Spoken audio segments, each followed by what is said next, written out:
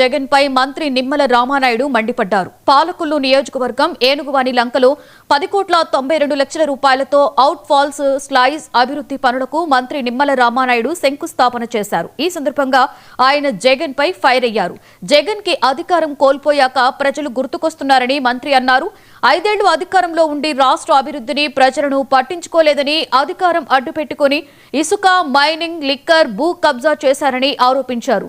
గోదావరి వరదల సమయంలో ఇచ్చిన వాగ్దానాలు గాల్లో కలిపారని విమర్శించారు. జగన్ మళ్లీ అధికారంలోకి వస్తే భవిష్యత్తు ఉండదని ప్రజలు భావిస్తున్నారని మంత్రి నిమ్మల తెలిపారు. ఆంధ్రప్రదేశ్లో వైసీపీకి శాశ్వతంగా రాజకీయ చరమగీతం పాడినట్లే అన్నారు.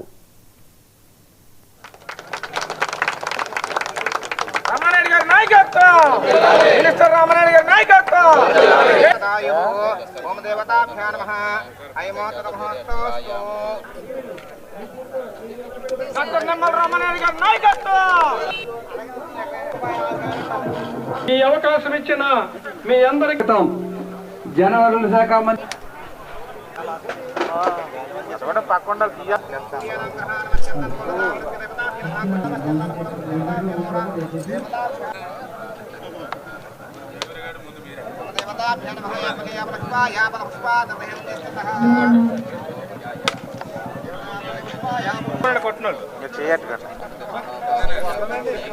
చెక్కలు ఎవరికండి 25 టీఎంసీలు కోల్పోయాం.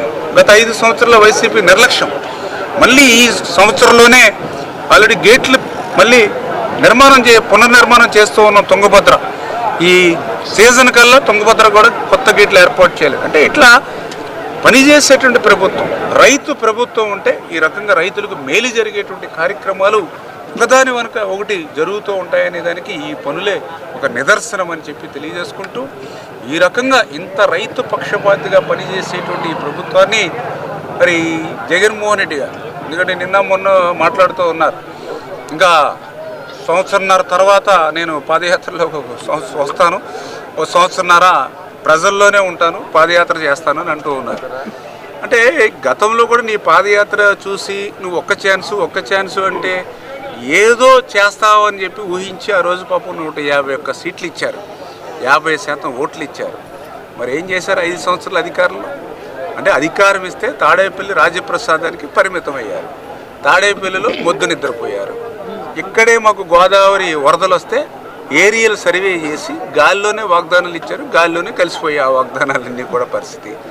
మరి అధికారం ఉన్న 5 సంవత్సరాలు తాడేపల్లికి పరిమితం అయ్యి అడప ఎప్పుడైనా తాడేపల్లి నుంచి బయటికి రావాలని అంటే 144 సెక్షన్, 30 యాక్టు, ముందస్తు అరెస్టులు, హౌస్ అరెస్టులు, మరి ఇన్ని రకాలైన ఆంక్షలు, బ్యారికేడ్లు, పరదాలు ఇన్ని పెట్టుకుని ఈరోజు అధికారం పోయేటప్పటికీ మళ్ళీ నేను ప్రజల్లోకి వస్తానని అనేది నువ్వు అధికారం కోసమే తప్ప ప్రజలకి మేలు చేయడం కోసం కాదు. 25 టీఎంసీలు కోల్పోయాం. గత 5 సంవత్సరాల వైసీపీ నిర్లక్ష్యం. మళ్ళీ ఈ సంవత్సరంలోనే ఆల్రెడీ గేట్లు మళ్ళీ పునర్నిర్మాణం చేస్తూ ఉన్నాం. తుంగభద్ర ఈ